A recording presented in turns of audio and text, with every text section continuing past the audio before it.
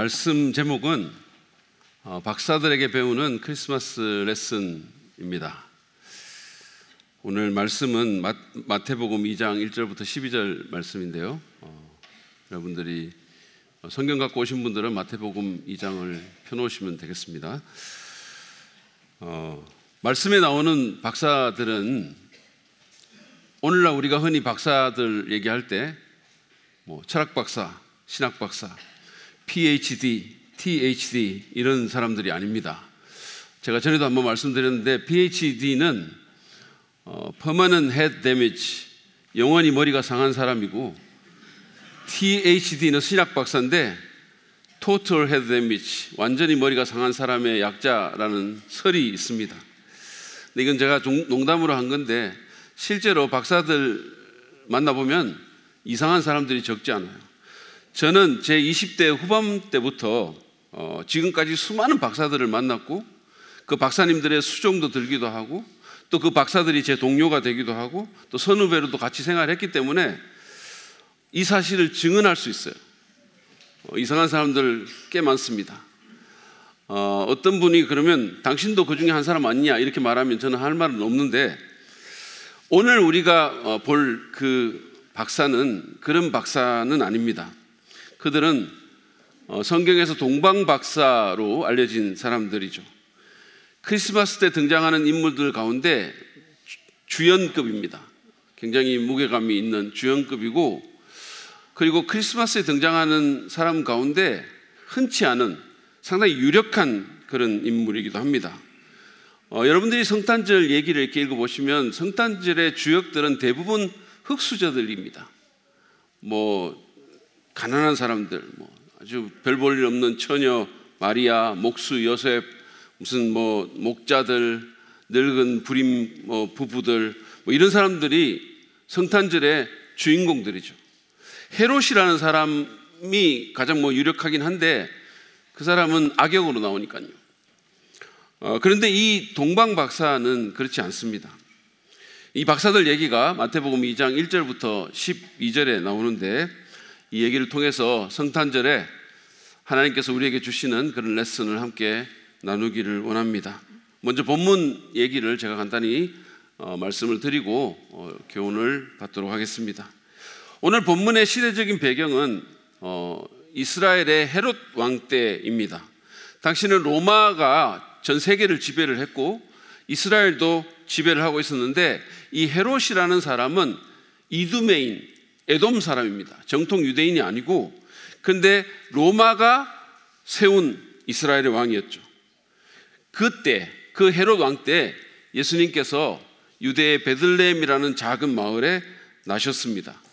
당시에 베들레헴은 인구가 한 300명 정도 되는 아주 작은 마을입니다. 그러니까 우리 교회 숫자보다 더 적은 거예요. 그러니까 작은 마을이었고, 이 베들레헴은 House of Bread라는 뜻인데 지금 PPL 들어가고 있습니다. 빵집이라는 뜻이죠. 그래서 이 옛날 이 베들레헴에 림스하임이라는 빵집도 있었다는 설이 있습니다. 근데 하임이라는 거는 히브리어로는 생명이라는 뜻이에요. 그게 이거하고 맞는지 모르겠지만 어쨌든 베들레헴은 House of Bread, 빵집이라는 뜻입니다. 지금 우리 교회에서 후원하고 있는 선교사님 중에 이스라엘에 선교하고 있는 분이 계신데, 그분은 라면집을 운영하는데 라면집 이름이 베들라면이에요. 여기 보시면 실제로 이 집입니다. 베들라면, 라면의 집 이런 뜻이죠. 그것을 운영하고 있습니다. 아무튼 그때 동방에서 박사들이 이제 예루살렘으로 왔다라고 오늘 2장 1절 말씀은 말을 하고 있습니다. 근데 이 박사들은 아주 특권 사제 계급으로서 별의 움직임을 해석하는 지혜로운 점성술사이들이었습니다. 이 사람들은 여러분들이 다니엘 성경을 보면 이렇게 볼 수 있는데, 그냥 단순히 무슨 점성술사가 아니고 무슨 천문학자가 아니고 왕의 자문 역할을 했던 사람들이었고, 그 다음에 때때로는 킹메이커 역할을 하기도 했던 굉장히 유력한 사람들이었습니다. 아마도 이들은 점성술로 유명했던 페르시아에서 온 것으로 학자들은 추정합니다. 알다시피 당시 페르시아에는 많은 유대인들이 살고 있었죠. 왜냐하면 수세기 전부터 포로 잡혀간 사람들이 바벨론 제국에 포로 잡혀갔다가 그 바벨론이 페르시아에 의해서 멸망을 당하고, 그래서 많은 유대인들이 거기 살고 있었고, 그리고 일부 유대인들은 그 혼합 결혼을 해가지고 그래서 고위 간직에 오르기도 했습니다. 따라서 이 박사들은 그 유대인들을 통해서 그들이 기다리는 메시아 왕에 대한 그런 얘기들을 접했을 것입니다. 박사들은 별의 움직임을 관찰하고, 그리고는 아주 화려한 옷을, 그리고 이국적인 옷을 입고 이스라엘의 수도인 이 예루살렘까지 먼 길을 여행을 와서 그 예루살렘에 들어왔죠. 아주 많은 수행원들이 거기 따라 붙었을 것입니다. 그러니까 여러분들이 머릿속으로 이 광경을 한번 상상해 보세요. 학자들은 그들이 이렇게 이 꽃갈콘 같은 모자를 쓰고 굉장히 이국적인 그런 옷을 입고 왔을 거라고 얘기를 하는데, 그 수많은 그런 수행원들과 함께 이들이 들어왔을 때 예루살렘이 그냥 법석을 떨기 시작한 거죠. 그러면서 그들이 와서 2절에서 이렇게 말을 합니다. 유대인을 왕으로 나신 이가 어디에 계십니까? 우리가 동방에서 그의 별을 보고 그에게 경배하러 왔습니다. 근데 이 별에 대한 여러 견해가 있는데 이것이 무엇이든 간에 초자연적인 현상임은 분명합니다. 그러니까 아주 그 초자연적인 어떤 하늘의 현상과 함께 출애굽 때 불기둥 같은 것이 움직였을 것으로 그렇게 사료가 됩니다. 박사들의 말은 당시의 왕이었던 이 헤롯의 귀에도 들어가죠. 그리고 헤롯 왕은 크게 당황합니다. 헤롯은 자기 왕권을 지키기 위해서 아내를 죽인 사람이에요. 장모도 죽였어요. 세 아들까지도 죽였습니다. 그러니까 당시 로마 황제였던 시저 아우구스투스가 무슨 말을 했냐고 하면, 헤롯의 아들보다 헤롯 집의 돼지가 더 낫다, 돼지는 죽이지 않을 거 아니냐, 이렇게 말할 정도로 굉장히 잔인했고 권력욕에 사로잡혀 있었던 사람이었죠. 그러니까 이 사람이 이스라엘의 새 왕이 났다는 그 말을 들었을 때 얼마나 놀랬겠습니까? 그래서 제사장들과 율법 교사들을, 학자들을 다 불러 모은 거죠. 그래가지고 메시아가 어디서 날 건지를 그들에게 묻습니다. 그러니까 그들이 구약 성경 미가서 5장 2절에 그 예언 말씀을 찾아본 후에 오늘 말씀의 5절 6절에서 이렇게 대답합니다. 유대 베들레헴입니다. 예언자가 이렇게 기록하여 놓았습니다. 너 유대 땅에 있는 베들레헴아, 너는 유대 고을 가운데서 아주 작지가 않다. 너에게서 통치자가 나올 것이니 그가 내 백성 이스라엘을 다스릴 것이다. 제가 아까 말씀드렸잖아요. 베들레헴은 지금 인구가 그 당시에 300명 정도밖에 안 되는데, 그럼에도 불구하고 그 고을이 작지 않다라고 예언을 하고 있는 거예요. 왜? 거기서 메시아가 나올 것이기 때문입니다. 그런데 여러분, 참고로 이 예언은 예수님 오시기 700년 전에 기록된 예언입니다. 그때 활동하던 미가라는 예언자에 의해서 기록된 예언이죠. 놀랍지 않습니까? 여러분은 도대체 몇 년 전이어야 놀라겠습니까? 우리는 사실은 700분 후의 일도 잘 모르잖아요. 그런데 무려 700년 후의 일을 예언을 한 겁니다. 그리고 정확하게 그 예언이 이루어진 거죠. 그런데 심지어 요셉과 마리아는 베들레헴 사람도 아니에요. 그들은 원래 갈릴리 나사렛 사람인데, 또 때마침 황제인 아우구스투스가 온 제국의 호적 조사를 하기 위해서, 인구 조사를 하기 위해서 고향으로 돌아갔기 때문에 이런 일이 이루어진 거예요. 어쨌든 이렇게 예언이 정확하게 이루어진 것은 예수님이 보통 사람이 아니라는 것을 증명하는 거죠. 어쨌든 헤롯이 그 말을 듣고 박사들을 불러 모아서 별이 처음 나타난 때를 캐묻습니다. 그리고 그들을 보내면서 8절에서 이렇게 말을 하죠. 가서 그 아기를 샅샅이 살펴보시오. 찾거든 나에게 알려주시오. 나도 가서 그에게 경배할 생각이요. 찾으면 경배하는 게 아니고 죽이려고 그렇게 거짓말을 한 거죠. 박사들은 어쨌든 이 왕의 말을 듣고 다시 길을 떠났는데, 자기 나라에서 봤던 그 엄청난 별이 그들 앞에 또 나타난 겁니다. 그리고 그들을 인도하죠. 그리고 아기가 있는 곳에 이르러서 그 위에 멈췄다 그랬습니다. 10절은 그들의 감정적인 반응을 적고 있어요. 보시죠.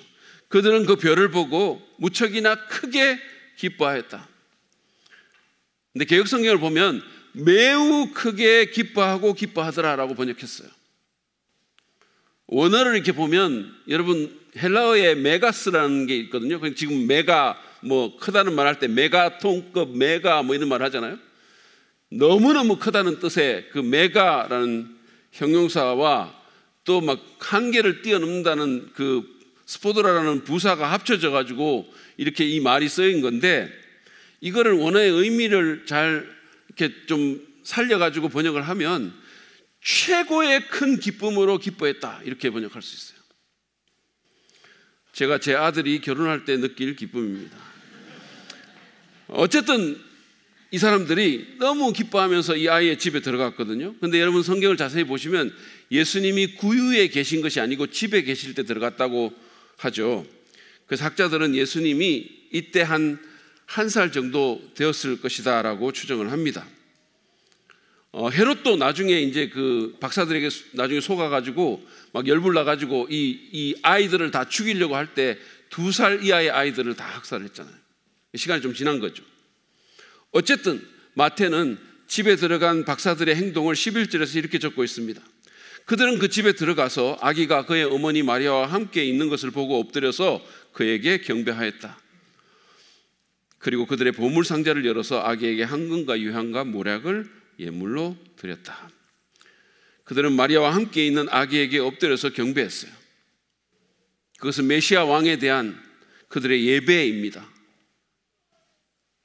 마태는 예배를 의미하는 프로스쿠네오라는 단어를 쓰는데 이것은 하나님에 대한 예배를 뜻하는 단어예요. 그런 다음에 그들은 보물 상자를 열어서 황금과 유향과 모략을 예물로 드렸습니다. 그러니까 선물이 3개니까 보통 동방박사 3사람이라고 알려져 있는데 사실은 그런 근거는 성경에는 없습니다. 아마 그들보다 더 많은 사람들이 왔을 걸로 추정이 되는데 뭐 3명일 수도 있고 더 많을 수도 있죠. 우리가 알 수는 없어요. 근데 그들의 예물은 왕에게 드려진 값비싼 선물이었고, 이것은 이방인들이 시온의 왕에게 예물을 가지고 온다라는 구약 예언의 성취이기도 해요. 어쨌든 박사들은 자기들이 드릴 수 있는 최고의 예물을 드립니다. 그리고는 꿈의 헤롯에게 돌아가지 말라는 경고를, 지시를 받죠. 그리고는 다른 길로 자기 나라로 돌아갑니다. 이것이 오늘 본문의 이야기입니다. 이 박사들의 얘기가 2024년도에 이 크리스마스를 맞은 우리에게 던져주는 레슨이 무엇일까요? 제가 3가지로 정리를 해서 여러분에게 말씀을 나누려고 합니다. 첫 번째로, 예수님은 누구든지 당신을 찾는 자를 만나 주십니다. 누구든지. 저는 이 크리스마스가 사람들이 예수님을 만나는 날이 됐으면 너무 좋겠어요. 이 박사들은요, 제가 아까도 말씀드린 것처럼 이방인들이었죠. 별을 연구하던 점성가죠. 그리고 다른 신을 섬기던 이교도들이었습니다. 그들은 심지어 마술도 믿었어요. 그래서 이 사람들을 영어로 매자이라고 하는데, M-A-G-I, 매자이라고 하는데, 여기서 마술이라는 단어, 매직이라는 단어가 나온 거예요. 따라서 당시의 일반적인 관점에서 보면 주님을 믿을 가능성이 전혀 없는 사람들입니다. 그리고 주님께 나올 수 있는 자격이 없는 사람들이에요. 근데 그들이 주변의 유대인들에게서 메시아에 대한 예언을 소개를 받았고, 그리고는 그 중에는 별과 연관된 예언도 있는 것을 보게 된 거죠. 그래서 아마 관심을 갖게 되었을 것입니다. 예를 들어서 구약 성경의 예언을 보면 민수기 24장 17절에 발람의 예언이 있는데, 여기 여러분 잘 보세요. 여기 보면 별이라는 단어가 나오죠. 나는 그 한 모습을 본다. 그러나 당장 나타날 모습은 아니다. 나는 그 모습을 환히 본다. 그러나 가까이에 있는 모습은 아니다. 한 별이 야곱에게서 나올 것이다. 야곱은 이스라엘을 의미하죠. 한 통치 지팡이가 이스라엘에서 일어설 것이다. 그렇게 이미 1500년, 예수님 오시기 1500년 전에 예언이 되어 있습니다.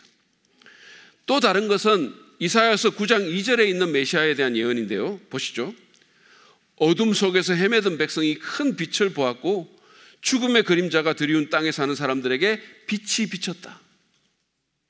이런 구절들이, 이런 예언의 말씀들이 이 점성가들의 관심을 불러 모았을 거예요.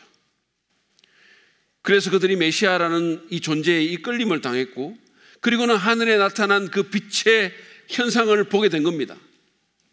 그리고는 그 먼 길을 여행해서 유대인의 왕으로 오신 이를 찾아 나섰던 거죠.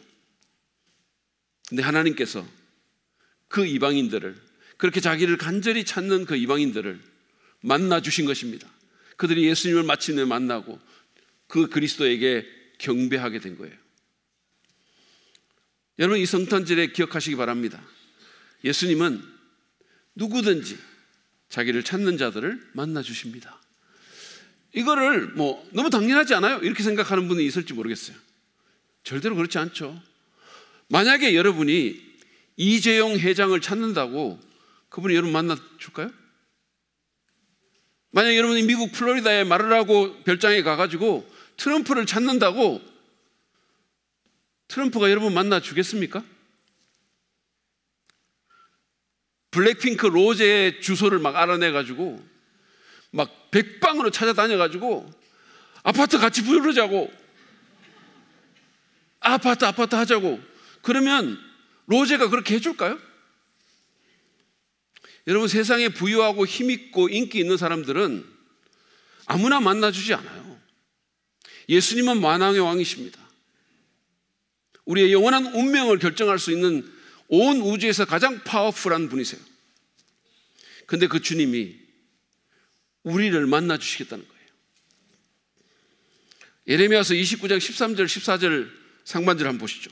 너희가 나를 찾으면 나를 만날 것이다. 너희가 온전한 마음으로 나를 찾기만 하면 내가 너희를 만나 주겠다.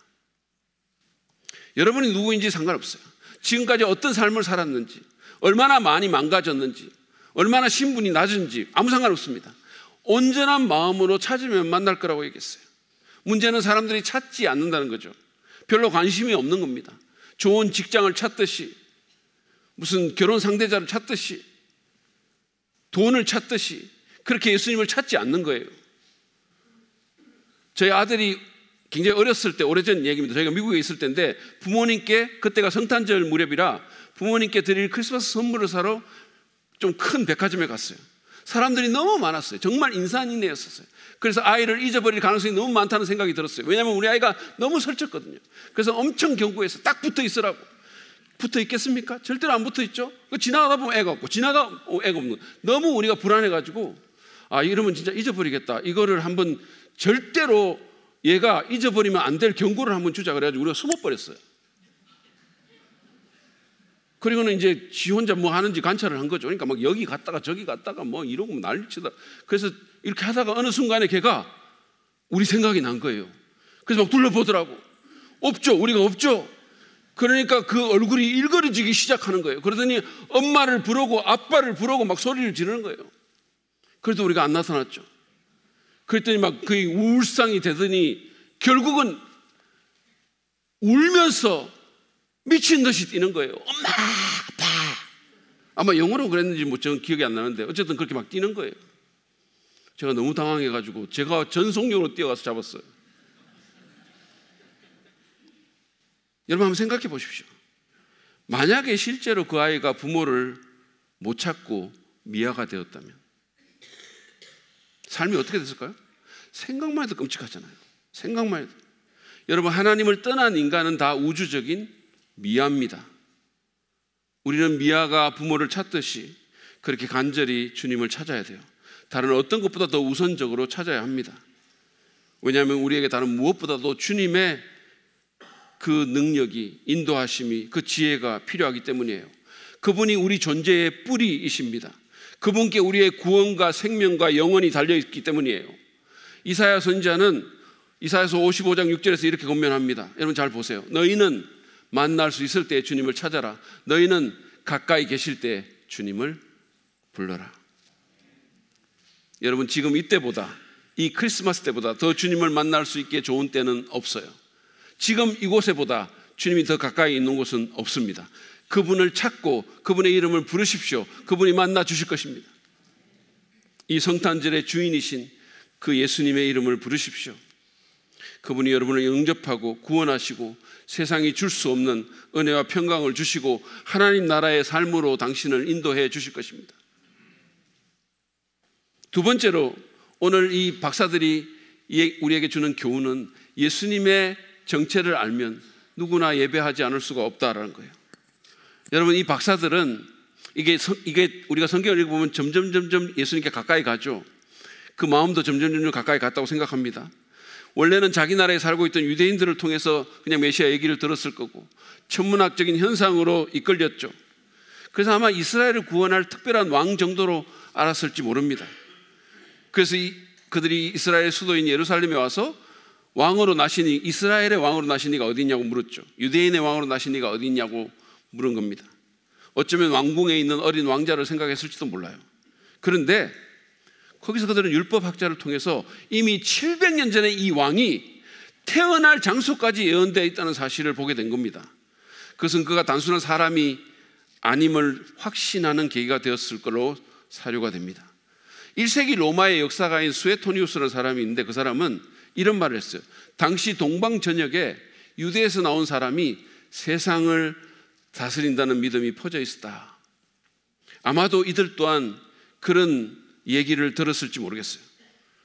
그리고 별의 인도로 결국은 예수가 계신 집까지 가서 직접 아기를 보게 되었는데, 비록 아기이지만 그들이 예루살렘의 왕궁에서 봤던 헤롯 왕과는 너무나 다른 아우라를 느꼈을지 모릅니다. 그들이 평생 한 번도 느끼지 못했던 그런 강렬한 신의 임재를 경험했을 걸로 생각합니다. 그래서 그들이 이 말을 땅에 대고 엎드리는 극진한 예로 예배를 드렸던 거예요. 원래는 이교도들인데. 그리고 아기에게 황금과 유향과 모략이라는 최상의 예물을 드렸던 겁니다. 여러분은 어떠신가요? 여러분은 주님을 예배하십니까? 아니면 다른 것을 예배하시나요? 여러분 잘 알다시피 사람은 예배하는 존재입니다. 무신론자는 있어도 무언가를 예배하지 않는 사람은 없어요. 사람들은 무언가를 예배해요. 자기를 예배하든 무언가를 예배합니다. 왜냐하면 하나님이 사람을 그렇게 만드셨기 때문이에요. 저는 고등학교 때 비틀즈라는 그룹을 너무너무 좋아하면서 거의 경배했어요. 거의.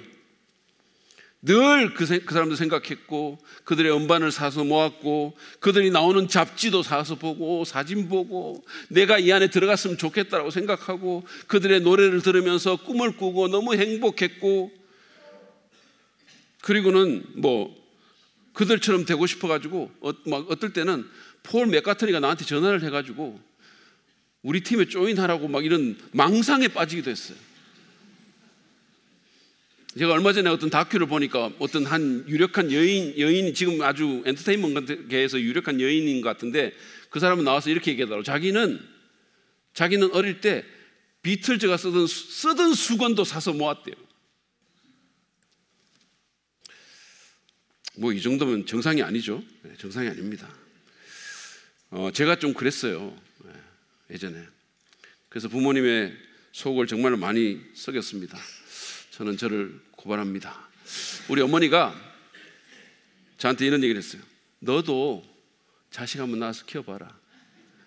너 같은 자식 나오면 어떻게 될지 한번 생각해봐라. 이런 거 있잖아요. 근데 저는 저 같은 자식이 안 나와서 정말 감사합니다. 제 아내의 공덕이라고 믿습니다. 제가 요즘 좀 노후 준비를 심하게 하는 것 같은데 사실이에요. 어쨌든 당시에 제가 그랬던 것처럼 어떤 사람은 유명한 연예인을 예배하고, 어떤 사람은 정치가를, 어떤 사람은 스포츠 스타를 예배합니다. 사람들은 무언가를 예배해요. 예배하지 않고는 견딜 수가 없는 거예요. 여러분 그거 아세요? 아르헨티나가 낳은 유명한 그 축구 스타가 있죠. 디에고 마라도나. 그걸 섬기는 종교도 있어요. 큰 성전도 있습니다. 디에고 마라도나를 섬기는 엄청난 규모의 성전이 있어요. 그 사람들이 디에고 마라도나의 축구 그 유니폼 걸어놓고 사진 앞에 놔두고 디에고 이러면서 절도 하기도 해요. 어떤 사람은 자기 자신을 예배하고, 어떤 사람은 돈이나 사랑이나 성공이나 권력을 예배하죠. 그러나 여러분, 예배받기에 합당하신 분은 하늘의 모든 영광을 버리고 우리를 위해 이 타락한 땅에 아기로 오신 임마누엘 하나님, 십자가에서 죽으시고 부활하신 사랑의 왕 예수님입니다. 그분이 어떤 분인지 알고 그 사랑과 그 능력과 그 영광을 우리가 안다면 예배할 수밖에 없습니다. 박사들이 그랬던 것처럼 기쁨이 넘치는 예배, 주 앞에 부복해서 자기를 드리는 예배, 복 받는 데 집중하기보다는 최고의 존재에게 최상의 헌신을 바치는 예배를 우리가 드리게 될 것입니다. 그러므로 이 크리스마스 계절에 말씀과 기도를 통해서 주님을 더 알아가시기를 바랍니다. 주님이 어떤 분인지를 더 아는 우리가 되기를 바랍니다. 알면 알수록 그분을 예배하지 않을 수가 없는 거예요. 알면 알수록. 저는 그것을 단순히 이게 성경에 있기 때문에 말씀드리는 게 아니에요. 제 보잘것없는 인생을 통해서 제가 여러분에게 제 경험을 통해서 말씀드리는 거예요. 예수님을 알면 알수록 예배하지 않을 수가 없는 거예요. 주님을 더 아시는 이 크리스마스가 돼서 그래서 주님이 기뻐 받으시는 예배자로 주 앞에 설 수 있기를 바랍니다. 마지막 레슨이에요. 마지막 레슨은 예수님을 만나면 누구나 삶이 변한다라는 겁니다. 그것이 오늘 이 동방 박사들이 우리에게 가르쳐주는 크리스마스 레슨입니다. 여러분, 박사들이 이 예수님을 만난 후에 그들은 더 이상 마술을 신봉하는 이교도가 아니었어요. 그들은 참 하나님을 믿고 예배하고 섬기는 예배자로 변화가 됐습니다. 그리고 그뿐만이 아니에요. 이 얘기의 마지막 구절에 보면 아주 그 사람들이 자신들의 어떤 경험이나 지식이나 직감보다 하나님의 말씀에 순종하는 사람으로 변화되는 것을 보게 됩니다. 그리고 마지막 구절을 보면 아주 의미심장한 표현이 하나 나오거든요. 그게 뭐냐면 그들이 다른 길로 자기 나라에 돌아갔다라는 거예요. 다른 길로 자기 나라에 돌아갔다. 물론 이 길은, 여기서 말하는 이 길은 그들이 올 때와 다른 길로 갔다라는 표현이죠. 그렇지만 저는 여기에 영적인 상징성도 있다고 생각합니다. 그들은 예수를 만난 후에 이제는 다른 길을 가는 사람이 된 거예요. 그 표현은 그들의 달라진 삶을 상징하는 표현이기도 합니다. 여러분, 예수님을 만나면 누구나 삶이 변합니다. 아니, 삶이 변해야 합니다. 솔직히 여러분, 중요한 사람만 만나도 우리 삶에 변화가 일어나지 않습니까? 그 어떤 사람을 우리가 만나게 될 때 그 만남이 정말 의미 있고 그 사람이 중요한 인물이고 그렇다면 우리가 어떤 방식으로든 영향을 받게 돼 있어요. 저는 제가 미국에서 유학하면서 신학 공부를 할 때 신학교에서 찰스 스윈돌이라는 베스트셀러 작가자, 아주 유명한, 미국에서 가장 유명한 설교자자, 저희 신학교의 총장님을 직접 눈앞에서 만나서 테이블에 앉아서 같이 얘기하는 그런 기회가 있었어요. 그분을 만나고 나서 저는 책을 쓰는 목사가 되겠다라는 결심을 했어요. 그리고 실제로 제가 그런 사람이 됐죠. 지금까지 제가 15권의 책을 썼습니다. 제 아내에 의하면 너무 내용이 다 좋은 거예요. 제 아내에 의하면. 우리는 왜 이런 책이 10만 권 이상 안 팔리는지 서로 의아해하면서 여보 너무 좋은데 왜 안 팔리지? 이런 얘기를 하면서 지내고 삽니다. 이게 우리 부부의 삶이에요. 여러분 생각해 보십시오. 사람을 만나도 삶이 변하는데 예수님은 하나님이시잖아요. 예수님은 우리의 영원한 운명을 바꾸는 구주고 왕이시잖아요. 우리를 죽을 만큼 사랑하신 분이잖아요. 그 엄청난 분을 인격적으로 만나는 사건을 경험했는데 변화가 일어나지 않는다면 그게 더 이상하지 않을까요? 존 F 케네디 대통령, 아주 유명한 미국 대통령인데 이분의 어머니인 로즈 케네디 여사의 얘기를 잠깐 나누려고 합니다. 이분은 결혼 후에 돈의 힘에 완전히 사로잡혀서 점점 이기적이 되었고 탐욕적이 되었고 자기 욕심만 채우기 위해 살은 거예요. 그러다가 딸아이를 하나 낳았는데 심각한 정신지체장애였어요.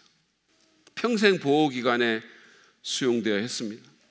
로즈 케네디와 그 남편은 잘 나가다가 뭐 돈만 알고 이기적이고 그러다가 이 일로 완전히 무너졌어요. 그리고 그 참담한 마음은 하나님에 대한 엄청난 분노로 바뀌었습니다. 그 분노가 쓴뿌리가 돼서 그녀의 삶에서 모든 기쁨을 앗아간 거예요. 폭발하고 화내고. 그런 그녀를 바라보던 그 집의 가정부가 케네디 여사에게 이런 말을 했습니다. 사모님, 지난 몇 주간 보니까 화가 너무 많이 나 있은 것 같아요. 뭔가를 하시지 않으면 분노가 사모님을 망칠 것 같습니다.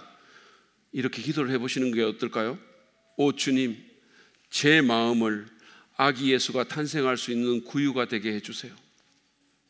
그 말을 듣고 너무 화가 나가지고 그 자리에서 그 가정부를 해고해버렸어요. 그리고 그날 저녁에 침대에 누웠는데 잠을 잘 수가 없는 거예요.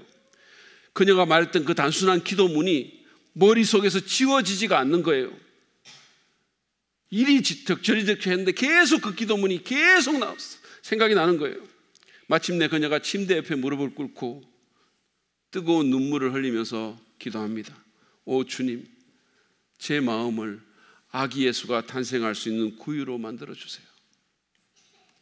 바로 그 순간에 그 밤의 깊은 어둠 가운데 그녀가 자신의 고통과 괴로움을 주 앞에 부르짖었을 때 하나님은 그 기도를 듣고 응답해 주셨어요. 그녀는 평생 가톨릭 교도였거든요. 자기가 하나님을 믿는다고 생각했던 사람이에요. 근데 하나님은 그냥 관념이었고 그냥 종교 행위를 하면서 살았던 거예요. 생명이 없었던 거예요. 그냥 이론이었던 거예요. 근데 그날 밤 그녀는 자신의 추하고 약한 모습 그대로 예수님께 다 나가서 그냥 그 마음을 온전히 열었어요. 그리고 자기 마음에 오신 그 주님을 믿음으로 만나게 된 겁니다. 인격 대 인격으로 그 주님을 만난 거예요. 그동안 그녀의 영혼을 사로잡았던 분노가 사랑으로 바뀝니다. 상황은 그대로였지만 그 마음에 평안이 찾아왔어요. 뭐라 설명할 수 없는 평안이 찾아온 거예요. 그래서 그녀가 그 가정부를 다시 고용을 했고 그녀가 세상을 떠날 때까지 그 집에 함께 있도록 해줍니다. 로즈 케네디의 삶이 완전히 바뀌게 된 거예요. 여러분, 삶의 변화를 꿈꾸십니까? 좀 다른 삶을 살기를 원하십니까? 여러분을 위해 이 땅에 오신 그 예수님을 제대로 만나시기 바랍니다. 여러분, 온 우주를 만드신 분이 당신 때문에 한 10대 소녀의 자궁 안에 꿈틀대는 작고 작은 태아가 됐어요. 모든 것을 가진 분이 태어날 방 하나 없어서 마국간에 구유에 탄생했습니다. 그리고 해와 달과 별을 빚던 그 위대한 손에 굵은 대못이 박혀서 피를 흘리며 십자가에 달려 죽으셨어요. 바로 여러분을 위해서입니다. 저를 위해서요. 그 예수님을 여러분의 마음의 믿음으로 영접하십시오. 그분이 당신을 다른 길로 인도해 주실 것입니다. 그분이 당신을 지금부터 영원까지 변화시킬 것입니다. 영원한 운명을 바꿔주실 것입니다. 이미 믿으시는 분들도 경외감과 겸손함으로 날마다 예수께 나아가십시오. 성령 안에서 예수님의 임재에 민감하시고 그분이 마음 문을 두드리실 때 언제나 문을 열어주세요. 예배의 자리를 빠지지 말고 사모함으로 그 자리에 나오십시오. 우리의 찬송 가운데 거하시고 우리의 일상에서 동행하시는 그분을 만나시기를 바랍니다. 그분을 제대로 만나면 누구나 삶이 변합니다. 그런 축복이 우리 모두에게 있기를 간절히 바랍니다. 오늘 우리는 이 동방 박사의 얘기를 통해서 예수님은 누구든지 자기를 찾는 자를 만나주시고 예수님을 알면은 알수록 예배하지 않을 수가 없으며 예수님을 만나면 누구나 삶이 변할 수 있다는 복된 교훈을 배웠습니다. 이제 여러분에게 제가 질문하겠습니다. 여러분은 당신을 위해 이 땅에 오신 그 예수님을 만나셨나요? 참으로 그분을 만나셨습니까? 그분이 어떤 분인지 여러분은 아십니까? 이 시간 그분에게 나아가서 믿음으로 그분을 영접하십시오. 나의 주님으로, 나의 구주로 영접합니다. 믿음으로 영접하시고 그분을 경배하시기를 바랍니다. 구주로, 주인으로, 왕으로 예배하십시오. 여러분의 삶이 이전과 같지 않을 것입니다. 이미 믿으시는 분들도 이 크리스마스에 다른 것에 자꾸 정신 빼앗기지 말고 이 날에 주인 되신 그분에게 나아가십시오. 예수님을 더 알기 원한다고 고백하고 그분께 여러분 자신을 드리며 예배하십시오. 그분은 우리의 예배를 받기에 가장 합당하신 분이십니다. 우리가 그분을 예배할 때 우리의 마음 가운데도 기쁨이 넘치게 될 것이고 우리의 인생이 변하게 될 것입니다. 최고의 존재에게 최상의 헌신을 바쳐서 예배하십시오. 그분이 기쁨을 주실 것입니다. 세상이 줄 수 없는 평안을 주실 것입니다. 그분이 변화된 삶으로 여러분을 인도해 주실 것입니다.